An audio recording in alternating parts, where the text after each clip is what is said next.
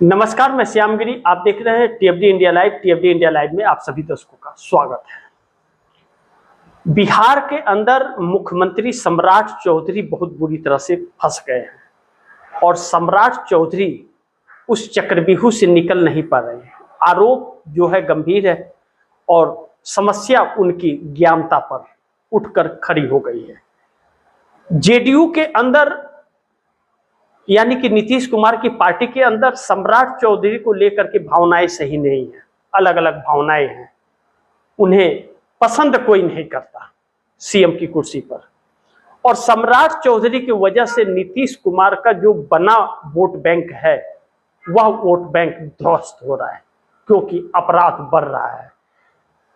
इसलिए भी चर्चा इस पर होनी जरूरी है, क्योंकि जेडीयू ने क्या कहा कि सम्राट भले ही सीएम बने हैं, भारतीय जनता पार्टी का सीएम है, लेकिन सरकार नीतीश कुमार चला रहे हैं।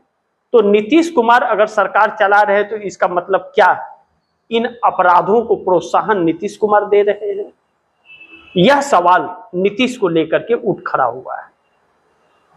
बड़ी असमंजस वाली परिस्थिति है कि 85 एमएलए और 12 सांसद होने के बाद नीतीश कुमार इस तरह अपने आप को सरेंडर कर दिए हैं कि उनके सामने कोई रास्ता नहीं बचा है। पार्टी बचाने की चुनौती उनके सामने है और पार्टी के भविष्य को बचाने की चुनौती है। उनके बेटे निशांत कुमार उतने सक्रिय और उतने समझदार राजनीति को लेकर के हैं नहीं। उनका एक अनोखा अंदाज है जो अभी तक लोगों को पसंद नहीं आया है और ना ही वह लोगों को समझ पा रहे हैं। ऐसे में निशांत कुमार से अभी बहुत ज्यादा उम्मीद नहीं कर सकता बिहार।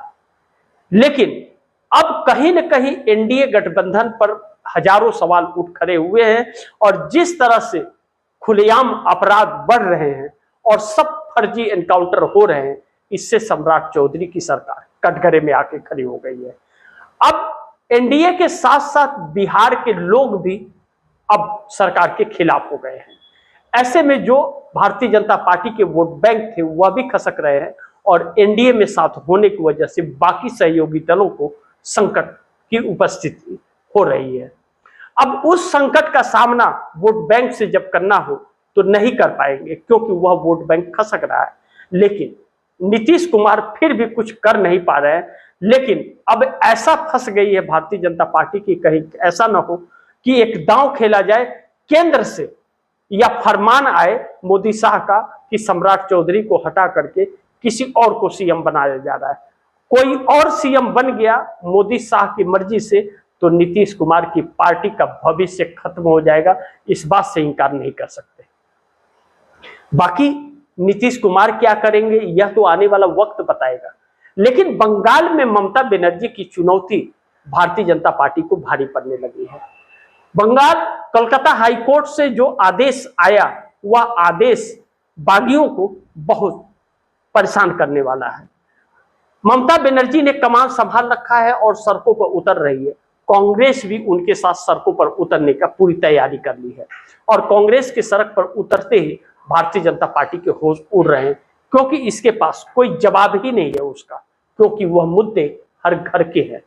ऐसे में भारतीय जनता पार्टी के लिए संकट है। इंडिया गठबंधन को जिस तरह से तोड़ा गया वैसे ही एनडीए गठबंधन आने वाले दिनों में बिखरने वाला है, क्योंकि भ्रष्टाचार की जो प्रतिकाष्ठा कही जाती है वह पार हो रहा है।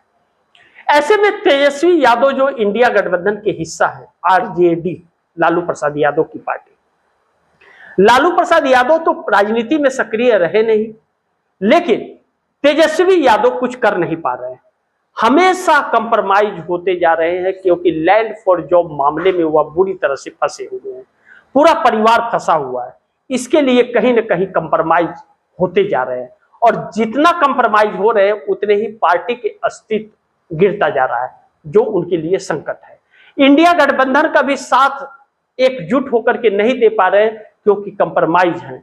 अगर उन्होंने इंडिया गठबंधन का साथ दिया या सक्रिय हुए राजनीति के अंदर तो सीधा लैंड फॉर जॉब मामले में वह जेल जाएंगे और जेल जाएंगे तो फिर उनके लिए संकट आ जाएगा, क्योंकि सुनवाई शुरू ही है।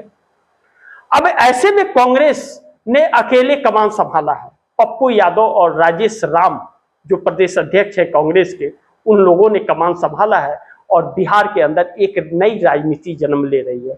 आने वाले दिनों में आप एक नया गठबंधन बिहार के अंदर देखने को बिहार के लोगों को मिलेगा, जो जेडीयू और कांग्रेस का होगा। नीतीश कुमार और कांग्रेस की जो गठबंधन होंगे वही गठबंधन फिर आगे चुनौती देगा। इसीलिए नीतीश कुमार के इरादे जो हैं वह बदलते हुए नजर आ रहे हैं और नीतीश कुमार के लोग इसी दिशा में चलते हुए भी नजर आ रहे हैं। लेकिन ममता बनर्जी को तोड़ना भारतीय जनता पार्टी के लिए भारी पड़ने वाला है आने वाले दिनों में, अगर सदस्यता पर ग्रहण लगी है। लेकिन दूसरी तरफ कहा जा रहा है कि उद्धव ठाकरे के जो 6 सांसद टूटे हैं उनको मान्यता मिलेगी, इस बात की गारंटी नहीं है। स्पीकर ओम बिरला की तरफ से कुछ और ही बयान आ रहे हैं, कुछ सिग्नल मिल रहा है, लेकिन उम्मीद नहीं है ऐसी कि वह बच जाएंगे। पूरी उम्मीद है कि उसे ओम बिरला स्वीकार कर लेंगे शिवसेना एकनाथ शिंदे में। अब महत्वपूर्ण यह है कि राहुल गांधी ने कमान संभाला है और राहुल गांधी लगातार सक्रिय हैं। जैन जी के साथ 45 दिनों तक सड़क पर कांग्रेस रहेगी और वह जैन जी जो 40% इस देश की हिस्सा है वह नरेंद्र मोदी के लिए संकट भरा हो सकता है।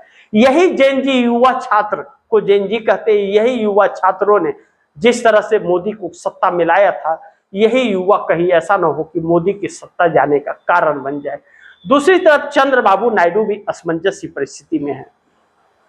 इंडिया गठबंधन के 48 सांसद जब भारतीय जनता पार्टी के समर्थन में आ गए हैं, 20 ममता बनर्जी के तोड़कर और 6 उद्धव ठाकरे के 26 और 22 सांसद डीएमके के समर्थन में आते हुए नजर आ रहे हैं, तो ऐसे में चंद्रबाबू नायडू की मुश्किलें बढ़ रही हैं। चंद्रबाबू नायडू के पास 16 और 2 पवन कल्याण के पास 18 सांसद रह करके भी किसी काम के नहीं है। उनकी राजनीति ध्वस्त होती हुई नजर आ रही है। जिस तरह से कहा जा रहा है, चर्चा इस बात की है कि अमित शाह ने चुनौती दी थी, या हमारे साथ ईमानदारी से रहो या फिर हमारा सामना करने को तैयार रहो। इसका मतलब साफ था कि चंद्रबाबू नायडू की पार्टी तोड़ी जाएगी और मोदी और शाह किसी भी हद तक जा सकते हैं, क्योंकि इनकी कोई इंसानियत नहीं इनके अंदर है, ना तो इसे देश से मतलब है, ना लोकतंत्र और संविधान से मतलब है, बस अपने क्रूरता भरे अंदाज से इन्हें मतलब है। ऐसे में चंद्रबाबू नायडू के लिए चुनौती है। कहा जा रहा है कि नायडू नीतीश दोनों संपर्क में है। इस संपर्क का क्या मतलब निकाले जब दोनों बिकाऊ ही हैं और दोनों बिके ही हुए हैं। अगर इतनी हिम्मत होती तो अभी तक भारतीय जनता पार्टी का साथ छोड़ दिया होता, और छोड़ दिया होता समय रहते तो शायद आज यह दिन न देखना पड़ता इस देश को। लेकिन इन लोगों ने लगातार इस सरकार को समर्थन दे करके इस पूरे देश को एक ऐसे संकट में डाल दिया है जो इस संकट से निकलना देश के लिए इतना आसान नहीं होगा। चंद्रबाबू नायडू अलग अलग अंदाज में दिख तो रहे हैं, लेकिन चंद्रबाबू नायडू कहीं ना कहीं मजबूर भी नजर आ रहे हैं इस सरकार को समर्थन देते हुए। आने वाले वक्त में बड़ी चुनौती उनके लिए भी होने वाली है। नीतीश नायडू का क्या होगा यह वक्त बताएगा, लेकिन मोदी का क्या होगा यह तस्वीरों में दिख रहा है। मोदी और शाह बहुत बुरी तरह से फंस गए। एक तरफ आरएसएस इनको हटाने की तैयारी कर रहा है और दूसरी तरफ यह आरएसएस के मोहन भागवत को खत्म करने की तैयारी, यानी कि आरएसएस और भारतीय जनता पार्टी में घमासान जारी है। लेकिन भारतीय जनता पार्टी के 240 सांसदों में भी नरेंद्र मोदी अमित शाह को लेकर के सहमति नहीं है, और जब यह सहमति नहीं है तो इनके लिए एक नई संकट उत्पन्न हो रही है। आरएसएस का हिंदुत्व ध्वस्त हो चुका है और मोदी की भक्ति भ्रष्ट हो चुकी है। ऐसे में राम मंदिर के अंदर 200 करोड़ रुपए की चोरी, यह बता रहा है कि यह सरकार कितनी ईमानदार है, यह बता रहा है कि इनके हिंदुत्व कितने कारगर है। यह सारी तस्वीरें एक साथ दिख रही है। अब तो लोग खुल करके वह पर्चियां दिखाने लगे हैं कि कितने कितने चांदी दिए, कितने किसने सोना दिया और कितना किसने हीरा दिया। एक संस्था, एक व्यक्ति ऐसा निकल करके आया जो यह कह रहा है कि हमने जो चांदी के ईंट दिए हैं वह आज के वक्त में कम से कम 6 करोड़ का है, और चंपत राय हमें वह ईंट दिखाए जो हमने उन्हें दिया था। सरकार के पास जवाब नहीं है। एसआईटी की रिपोर्ट में बड़े बड़े मगरमच्छ का जिक्र आ रहा है। एसआईटी की रिपोर्ट सचिव को दी गई और सचिव ने योगी आदित्यनाथ को। योगी आदित्यनाथ कहते हैं कि यह रिपोर्ट हम गृह मंत्रालय को भेजेंगे। लेकिन सोचिए, जो चोर और डकैत है वही किसी केस की सुनवाई करे और वही जांच करे और वही फैसले सुनाए, तो फिर इंसाफ कहां जाएगा, किसके पास जाएगा? जैसे फिल्मों में आप सात सात चेहरे एक ही व्यक्ति के 7 रोल देखते थे, इस सरकार में एक ही व्यक्ति के 7 रोल नजर आ रहे हैं। बड़ी दिलचस्प है कि आज तक 1947 के बाद ऐसी राजनीति देश में देखने को नहीं मिली।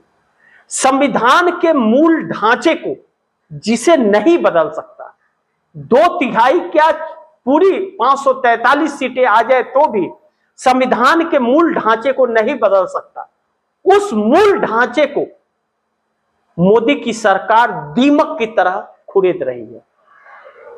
और अब डिलिमिटेशन और 1 नेशन 1 इलेक्शन के जरिए आकर पूरे संविधान को बदलने की एक कवायद की जा रही है। 450 के पार का नारा यूं ही नहीं दिया था भारतीय जनता पार्टी ने। 450 का नारा जो था वह संविधान बदलने का नारा था, लेकिन विपक्ष हमलावर हुआ और देश को समझाने में कामयाबी हासिल की। 450 सीटों का ऐलान करने वाले लोग 240 पर आकर के सिमट गए।